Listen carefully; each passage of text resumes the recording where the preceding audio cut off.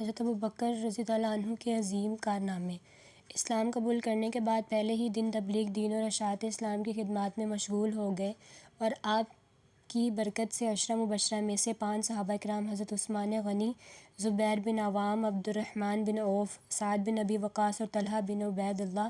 رضی اللہ عنہم مشرف با اسلام ہوئے۔ سفر ہجرت میں رسول اللہ صلی اللہ علیہ وسلم کے رفیق خاص اور معتمد خصوصی رہے، نیز ہر غزوہ اور جہاد میں شریک رہے اور بہادری، جانثاری و جان بازی کا عملی نمونہ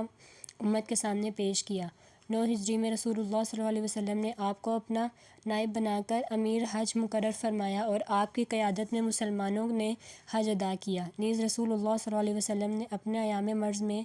آپ کو مسلمانوں کا امام مقرر فرمایا اور آپ نے 17 نمازوں میں سے مسلمانوں کی امامت کے فرائض سر انجام دیے۔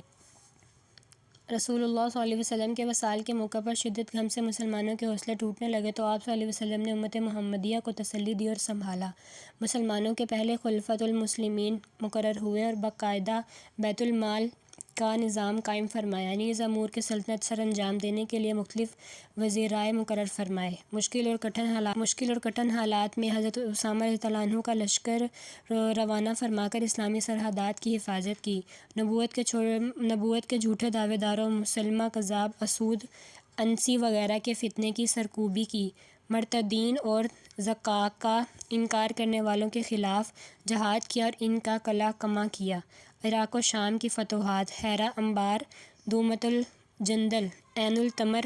اجناد الدین کا سلسلہ شروع فرمایا۔ حضرت ابوبکر رضی اللہ عنہ نے حفاظ قرآن کی شہادتوں کے بعد قرآن جمع کرنے کی خدمت حضرت زید بن ثابت رضی اللہ عنہ کے سپرد فرمائی۔